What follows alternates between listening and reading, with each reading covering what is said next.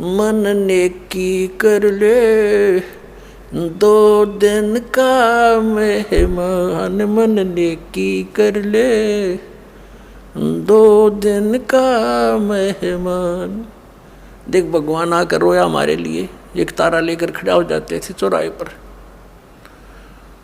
आंखों में आंसू भरकर रोते थे।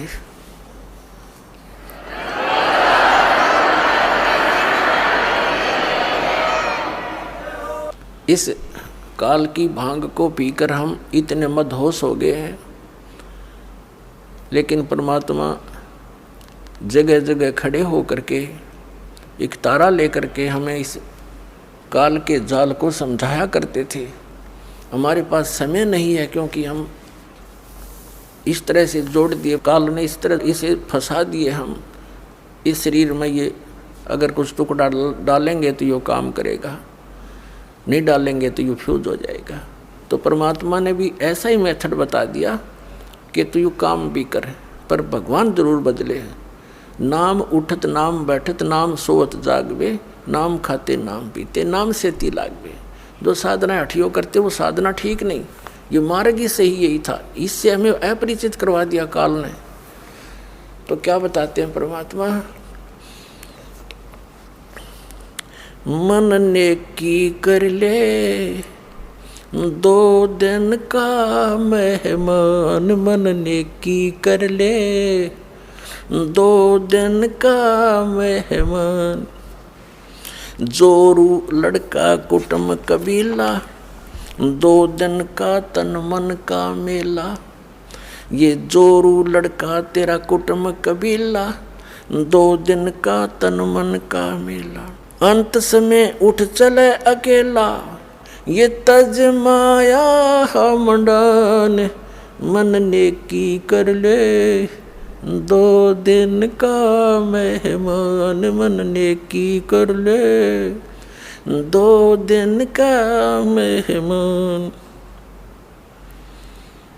कहाँ से आया कहाँ जावेगा, यो तन छूटे तब कहाँ समावेगा।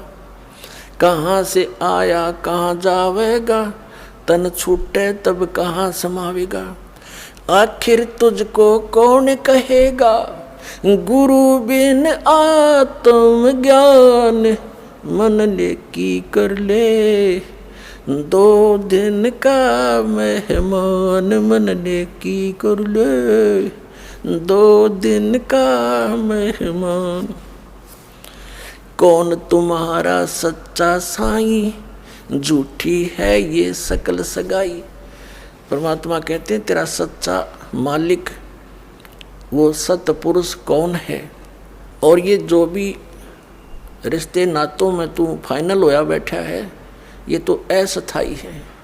आज मृत्यु होगी, कल ये तेरे नहीं है। तो याद दिलाते हैं, ये नहीं कह रहे कि न छोड़ छाड़ के एकलो बैठ जाओ, नहीं। इसको जानकर एक काम और शुरू कर दे भक्ति वाला, इसको नागा करे, फिर तेरे सारे काम भी ठीक होंगे और मोक्ष भी हो जाएगा, बहुत आसानी से होगा। कौन तुम्हारा सच्चा साईं, यानी कौन है सही भगवान, सच्चा परमात्मा, उसकी परख करे।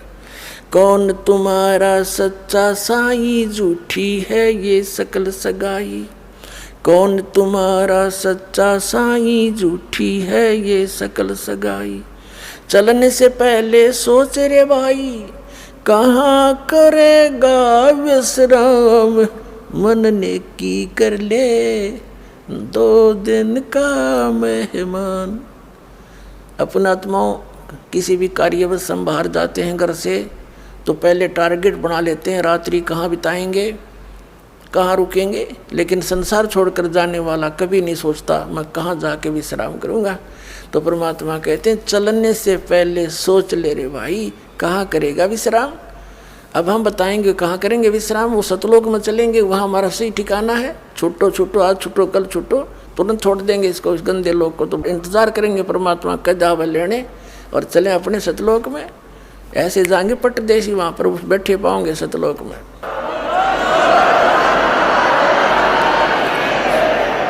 रहट माल पन घट जो भरीता, आवे जावे बरे और रीता।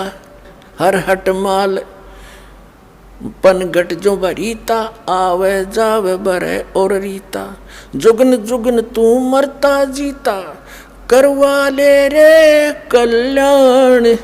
मन ने की कर ले 2 दिन का मेहमान। मन ने की कर ले 2 दिन का मेहमान। 184 की सह तरासा ऊंच नीच घर लेता बासा। 184 की सह तरासा ऊंच नीच घर लेता बासा। कह कभी सब मिटा दूं रासा तू कर मेरी पहचान। मन ने की कर ले 2 दिन का मेहमान। मन ने की कर ले 2 दिन का मेहमान। पुण्यात्माओं, प्रसंग चला मात पिता मिल जाएंगे 184 माँ और सतगुरु सेवा और बंदगी भाई फिर मिलन की ना। अब यहाँ परमात्मा उसी को दृढ़ कर रहे हैं कि तू कहाँ से आया और कहाँ जाएगा। ये तेरा शरीर तो एक दिन जाना ही है, तो फिर तू आगे कहाँ स्थान प्राप्त करेगा। और फिर बताते हैं कि संसारिक लोग कितने ही आपके अच्छे हैं, चाचे ताऊ रिश्तेदारी आपके मित्र भी नेक हो सकते हैं, लेकिन वो आपको संसार में जीने की कला ही सिखा सकते हैं, संसारिक क्रियाओं की ही जानकारी दे सकते हैं। एक आपको यहाँ का शिष्ट व्यक्ति तो बना सकते हैं। उसके लिए परमात्मा ने कहा है कहाँ से आया कहाँ जावेगा, यो तन छूटे तब कहाँ समावेगा। आखिर तुझको कौन कहेगा, गुरु बिन आत्म ज्ञान। मन ने की कर ले 2 दिन का मेहमान। कितनी गहरी बात कही है मालिक ने कि तुझको सतगुरु के बिना, गुरु के बिना ये जानकारी कौन देगा तू क्या कर रहा है, तुझे करना क्या चाहिए था, वास्तविक भक्ति कौन सी है, तू कहाँ से आया था, यहाँ किस जुगाड़ में जुड़ा बैठा है। इस ज्ञान को सतगुरु बिना तुझे कौन कहेगा। आत्मज्ञान पुण्यात्माओं, एक आत्मज्ञान एक परमात्म ज्ञान। आत्मज्ञान तो वो है कि हमें ये पता हो कि हम कौन हैं, हम यहाँ क्या कर रहे हैं और कहाँ से हम आए हैं। ये तो आत्मज्ञान माने अपने विषय में जानकारी। एक परमात्म ज्ञान, भगवान कौन है, कैसा है, वो क्या सुख या दुख देता है और वो कहाँ रहता है और वो कैसे मिलता है, ये परमात्म ज्ञान है। तो आत्मज्ञान किसी ने सुन ले सब बोला आत्मज्ञान हो गया, टट्टू हो गया आत्मज्ञान। किसी को पता लग गया तो कैद में है, क्योंकि शराब पी कर की तो बकवाद कर दी, सुबह थाना में पड़ा पाया। वह शराब उतर दे, नशा उतर दे, पता लग गया आत्मज्ञान हो गया कि मैं तो जेल में पड़ा हूँ। और उससे कोई समाधान ना करने का तरीका मिला तो उस आत्मज्ञान का क्या फ़ायदा। तो आत्मज्ञान के बाद फिर वहाँ से निकलने का ज्ञान और होना चाहिए, तब छूटेगा पीछा। तो वो परमात्म ज्ञान।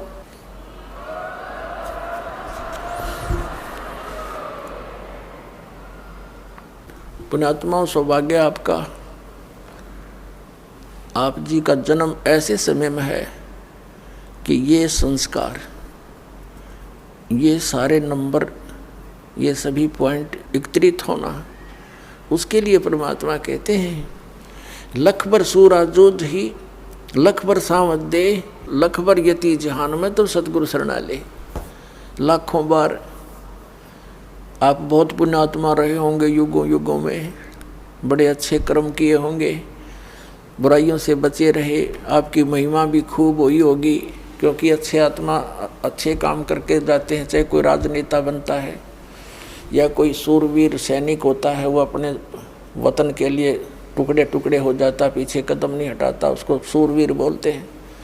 सूरवीर के अंदर एक गुण और होता है, वो ना अधर्म सहन करता है, ना वो देख सकता है, वो किसी का दुख नहीं देख सकता और उसके लिए स्वयं संघर्षशील हो जाता है। तो यानी परमार्थी व्यक्ति वो होते हैं, कहते हैं लख बर सूरा जूझ ही लख बर सावध दे, सावत दे पहले, अब तो अभाव हो गया क्योंकि इतनी अच्छी आत्मा नहीं रही। पहले बहुत पुण्यकर्मी प्राणी होते थे, उनका कईयों का तो एक हाथ घुटनों से नीचे तक लंबा होता था, किसी के दोनों ही होते थे, उसको सावत देह बोलते थे। बहुत पुण्यकर्मी प्राणी होते थे, बड़ी नेक आदमी होते थे, वो किसी का बुरा नहीं करते थे, वो इतने शुद्ध विचारों के होते थे। और लखबर यति जहान में, यानी हनुमान जैसे बाल ब्रह्मचारी यति, तब ये सतगुरु शरणा ले, तब ऐसी पुण्यात्माओं को ये मिलता है। लाखों बार ऐसे शुभ संस्कार तुम्हें रह चुके होंगे। फिर बताया परमात्मा ने कि कबीर परमात्मा के ज्ञान को सुनकर गोरखनाथ बड़ा ज्ञानी बन गया था, बात सुना सुना के, और घने व्यक्तियों को उसने अपने पीछे लगा लिया था। परमात्मा कहते हैं कि ज्ञानहीन प्राणी एक हल्दी की गांठ प्राप्त करके और अपने आप में प्रसिद्ध हो जाते हैं। परमात्मा कहते हैं, धर्मदास जी से कहा था, धर्मदास मेरी लाख दुहाई, ये मूल ज्ञान की तबार रह जाई। मूल ज्ञान बाहर जो पढ़ी, अब पिछली पीढ़ी हंस नहीं तरही। तो मूल ज्ञान तब तक छिपाई जब तक ये द्वादश पंथ ना मिट जाए। तो कहने का भाव ये है कि परमात्मा ने उनको ज्ञान अवश्य दिया था, मूल ज्ञान नहीं दिया था। फिर भी गोरखनाथ जी बड़े प्रसिद्ध हो गए थे, वे बड़े विद्वान हैं, बड़ी अच्छी कथा सुनाते हैं, बड़ा ज्ञान रखते हैं। तो परमात्मा ने कहा था कि गोरख से ज्ञानी गणे और सुख दे यति जहान, सीता सी बहु बारिया ये संत दूर स्थान। गोरख जैसे ज्ञानी भी बहुत मिल जाएंगे, ये अटपट करनी है, और सुखदेव ऋषि जैसे यति भी बहुत हो जाएंगे। जो राजा जनक ने उसकी परीक्षा ली थी, एक कमरे में एक बहन को भेज दिया था, उस संयमी व्यक्ति ने टच नहीं करने दिया। तो कहते हैं ऐसे भी बहुत व्यक्ति हैं, एक सुखदेव नहीं, सुखदेव जति जहान, कितने कैसी महान आत्माएं हैं। और सीता जैसी बहुभारिया, सीता जी सती बताते हैं, सीता जी ने रावण को टच नहीं करने दिया था, उसने खूब अपने सारे जंतर मंत्र सब बकवादें कर ली थी। तो परमात्मा कह रहे हैं कि गोरख से ज्ञानी गणे और सुखदेव यति जहान और सीता सी बहु भारिया, सीता जैसी जति सती बहनें बहुत मिल जाएंगी, लेकिन संत दूर स्थान, संतों के घर इससे भी बहुत दूर हैं। केवल एक ही बात पर सटिल हो जाना, स्थिर हो जाने से लाभ नहीं बनता। तो कहने का भाव ये है, परमात्मा ये कहना चाहते हैं कि जब तक हमें कंप्लीट कोर्स नहीं मिलेगा भक्ति का, तो हमारी सब साधना व्यर्थ है, और वो मिलेंगे सतगुरु से। परमात्मा कबीर जी ने 600 वर्ष पहले कहा था कि वेद मेरा भेद है, मैं ना मिलूं वेदन के माही, और जौन वेद से मैं मिलूं वो वेद जानते नहीं। वो वेद कौन सा है? गीता जी अध्याय नंबर 4 के श्लोक नंबर 32 में गीता ज्ञानदाता कहता है कि जो सच्चिदानंद घन ब्रह्म ने अपने मुख कमल से जो वाणी बोली है, वो सच्चिदानंद घन ब्रह्म की वाणी है, वो कबीर वाणी है। उसमें धार्मिक अनुष्ठानों का कंप्लीट कोर्स है, विस्तार के साथ जानकारी है, वो तत्व ज्ञान है, और उसको भगवान ही देता है। सभी वेदों में प्रमाण है, जैसे ऋग्वेद मंडल नंबर 9 सूक्त नंबर 86 के मंत्र 26-27 में, ऋग्वेद मंडल नंबर 9 सूक्त 82 के 1, 2, 3 में, ऋग्वेद मंडल नंबर 9 और सूक्त नंबर 96 यानी 96 के मंत्र 16 से 20 में, ऋग्वेद मंडल नंबर 9 सूक्त 94 के मंत्र 1 में, ऋग्वेद मंडल नंबर 9 और सूक्त 95 के मंत्र नंबर 1 में, ऋग्वेद मंडल नंबर 9 सूक्त 20 मंत्र 1 में, ऋग्वेद मंडल नंबर 9 सूक्त 1 मंत्र 8 और 9 में, और अनेकों स्थानों पर। ये तो इसमें तो बिल्कुल अनुवाद भी उन इंजीनियरों का करा हुआ जो भगवान को निराकार बताते हैं, इसलिए ये प्रमाण में लेने आवश्यक पड़े। ना तो ढेर सारे प्रमाण है परमात्मा के, इनमें क्या बताया है कि वो कबीर परमात्मा है, कबीर देव है उसका वास्तविक नाम, और वो ऊपर सतलोक में रहता है, तीसरे मुक्ति धाम में। और तीसरा मुक्ति धाम कौन सा है? जैसे लोक कहो, धाम कहो, जैसे काल का 21 ब्रह्मांड का एक लोक, युग काल का लोक, और दूसरा इस अक्षर पुरुष जो गीता जी अध्याय नंबर 15 के श्लोक नंबर 16 और 17 में 3 पुरुष हैं, एक सरपुरुष एक अक्षर पुरुष, फिर इनसे अन्य और तीसरा पुरुष है। सरपुरुष ये काल है, ज्योति निरंजन है, 21 ब्रह्मांड का स्वामी है। इसका 21 ब्रह्मांड का क्षेत्र ये भी काल लोक काल धाम कहलाता है। और अक्षर पुरुष है, इसके साथ संख ब्रह्मांड का ये स्वामी है। और उत्तम पुरुष है तो अन्य 15वें अध्याय के 17वें श्लोक में कहा कि इन दोनों से और है वो श्रेष्ठ परमात्मा, उत्तम पुरुष, रियल गॉड, अविनाशी परमात्मा, एवरलास्टिंग गॉड, वो तो इन दोनों सरपुरुष और अक्षर पुरुष से अलग है। गीता अध्याय नंबर 8 के श्लोक नंबर 1 में अर्जुन ने पूछा कि आपने जो 7वें अध्याय के 29वें श्लोक में जिस तत्परम की जानकारी बताई है वो कौन है?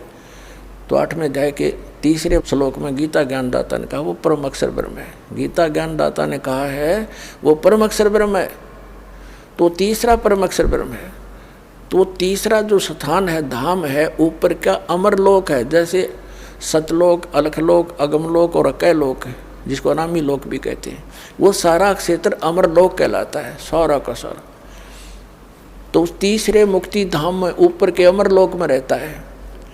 फिर इन्हीं में ये बताया है कि सतलोक के जो धूलोक है, धूलोक माने तेजों में पृथ्वी है वहाँ सतलोक की, और उसमें परमात्मा एक बहुत बड़े गुम्बद में सिंहासन के ऊपर बैठा है और सिर पे मुकुट है दाता के, ऊपर छतर है उस मालिक के सफ़ेदी कलर के, सुंदर शरीर है दाता का, और नर आकार है, मनुष्य दृश्य है। उसके एक रोमकूप में करोड़ सूर्य मिला करोड़ चंद्रमा, ऐसी रोशनी है।